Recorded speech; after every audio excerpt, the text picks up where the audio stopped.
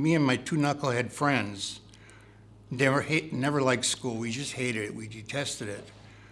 And we skipped out every chance we could. One day we skipped out and went over to one of my friends' houses, and we started drinking beer and smoking cigarettes because they were on vacation. It was no one home. And so after a couple of beers and a couple of packs of Marlboros, he turned on the TV, and there was a movie on TV called Sands of Iwo Jima with John Wayne.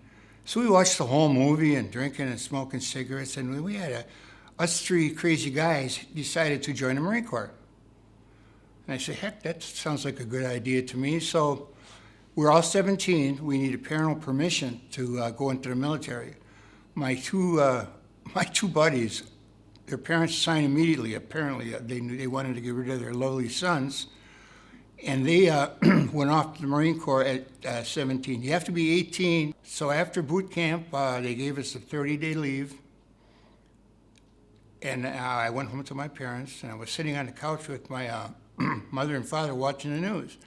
All of a sudden, something comes on. It says, terrible war. The Marines are surrounded in a fire base called Khe Sanh. And my mom looks at me and says, boy, I hope you don't have to go there. And so a happy Christmas. I flew from Milwaukee to Travis Air Force Base and then back to San Diego for extra infantry training. And we were issued one of the first M16 rifles. And we trained there, and he said, okay, before that, after we were about to leave, and the sergeant says, okay, we're giving you your orders. He says, there's 40 of us there. You two guys are going to radio school. You two, three are going to go to mechanic school.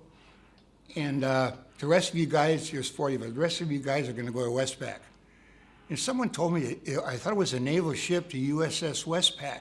And I'm thinking, well, that's good duty. Plus, I got all these other guys that are going to Westpac. And the sergeant says, you asked, Westpac stands for Western Pacific. You're going to Vietnam. Okay. And so we flew from the United States. What happens was they sent our M16s on the plane, but they forgot to give us the magazines to put the bullets in. So we waited 3 days, then 4 days, and finally the plane comes in and gives us all magazines. So then we practiced again, and then we flew commercial from Okinawa, Japan to Da Nang, Vietnam. Got off the plane. They called off all of our names. Johnson, you're an infantry soldier. All you guys are infantry except for 6 of you who are smarter than you are. You didn't go to the infantry. So they sent me into told the guy, he says, sleep here tomorrow you're taking a helicopter to the fire base Khe Sanh, where my mother looked and watched, and I watched it, and I said, oh my God. And so I flew into Khe Sanh. As the C-130 is coming in, all of us new guys, I'm looking out the window and I say, puff, puff, puff. And I said to this Air Force guy, he says, what the heck is that? He said, those are mortar rounds. So the plane lands, but the plane doesn't stop. They drop the rear tailgate down, and all of us run off. Before we run off, he says, there's trench lines and bunkers. Run in there. And I'm looking at mortars, boom, boom. The tailgate drops down. We all run out to these trench lines. One guy has got a carton of cigarettes in his jungle pants. And as he's running, all these packs of cigarettes are falling out of his pocket onto the runway. He turns around, tries to go get the cigarettes, and a mortar goes up and blows them all to hell. That was my introduction to Vietnam. So I get there, and it looked like something you would just see on TV. Everything is blown up. Guys look like hell. Guys had beards on. And he says, the sergeant says, we're helicoptering you down up to the hill 881. And I said, well, maybe it's better than this place. So the next morning, they chopped me the hill up to 881, and I stayed there for 30 days. Never fired a shot. We ducked, and we were mortared from Laos. We were surrounded, and we couldn't go anywhere. The only thing that would come in to the base was food. We were rationed one canteen of water and one package of sea rations. We didn't, suddenly the lieutenant says, okay, we've got mail coming in. We haven't had mail in. I had had mail in 40 days. Now we're surrounded. I may be having a beard at 18. Excuse me. So he says, watch for the helicopter. And they're bringing in mail and food. So the helicopter comes in. He's starting to take fire. He veers off, and all the mail tumbles down the hill. All of our mail in those big orange, and we're looking. We're on top of a hill. We see clouds, and there's all of our mail rolling down the hill. What happened is the pallet that was on the helicopter, the pallet that had all the mail and the food and everything, went down the hill. So he said, go back to your lines, go back to your stations. And about 2 hours later, we hear, jets are coming in. They are napalming our mail. They're dropping napalm on our mail and our food. Reason we were told later is we didn't want the bad guys to get your mom and dad's address, which when you think back on it, that was probably, who knows what letters I got. Well, then, after the siege was over with, it's okay, we're going on operation. Operation, I haven't taken a shower. He said, we're going to take care of that. Apparently all the bad guys had left. I see what we're supposed to train. Now, this is their village. This is the rejects. The guys who were crazy had dragons on their backs of their shirts. So either they were pretending they were crazy, so they didn't have to go into the Vietnamese army, or they really were. Some of them really were. So training a guys doing this and that, and all of a sudden we get a call from the army. The army says we're running a operation. Only 13 of us. So we would run a daily patrol and then a nightly ambush with these guys. And they had World War II rifles, and half of them were doped up on marijuana. But we had to train them, so we tried to. Next morning, the sun comes up. Everything is good with the world. And the villagers, Mao Lin, come quick. So we go out there. What happened was the army picked up a couple of VC, and that's what we got later. They were interrogating. Plus, the army swept the whole area.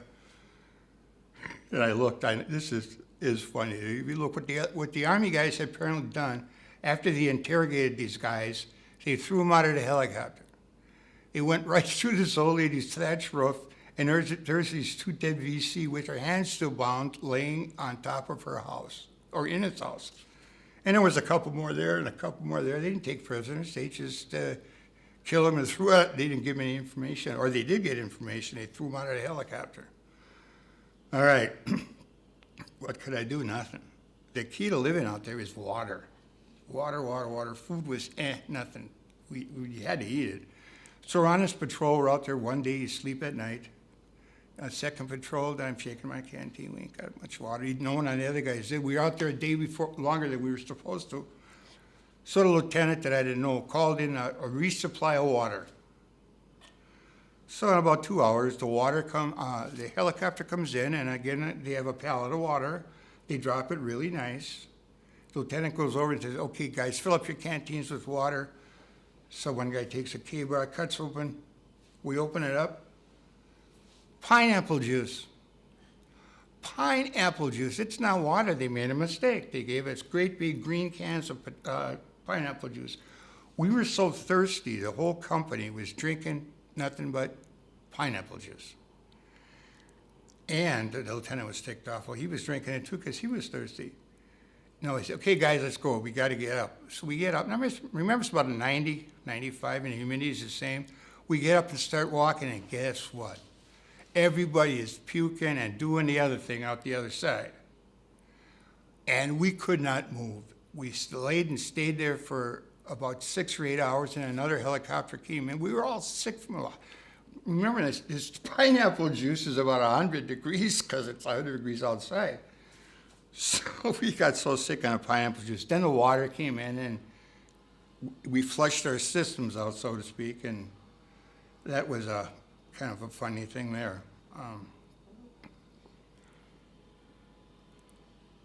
I was on an ambush, and I got wounded pretty bad. Not as bad as other guys. So we're walking down there, we're gonna set up the ambush, and they open up on the small sides. Two of our guys got killed, I got my hand all messed up, and we ran back to the bunker and we called in airstrikes and leveled the whole dang thing. But then the helicopters came in and medevaced us again. And that was the time when I got my hand all messed up. The second time, going back to Khe Sanh, I got NVA mortars hit us, and I picked up another hunk of shrapnel in my knees and my legs and my face. And this one guy, and he said, okay, Johnson, you're going back to Da Nang, and they probably know you down there real well. And I said, well, yeah, I guess. I got little pieces of shrapnel about that big. In fact, 5 weeks ago, I pulled a couple out of my head. They're like little pinpricks. They're all over. So this guy comes up to the lieutenant. He shows him his arm. He's got a little bit of shrapnel in his arm. He says, Doc, can I get a Purple Heart like Johnson? He says, what are you talking about? He says, this whole company could have Purple Hearts. You're not getting a Purple Heart for that. He says, all right. He says, from here on in, we're going to call this company Heart and a Half. If Johnson's got one, get Johnson on a helicopter. So I flew out again. I was not drafted. I enlisted. I enjoyed serving my country. My 2 friends I talk about, Gary Newman went to Da Nang, was not a radio operator. My other friend Chuck went to a frontline infantry unit and was highly decorated. Years have gone by. We still had remained friends. About a month ago, my good friend Gary died of Agent Orange in a VA hospital. My other friend Chuck, I haven't seen, and I went to his funeral, and as we speak right now, it still hurts me, it still pains me. From kindergarten to Vietnam, and he dies in a VA hospital at age 68.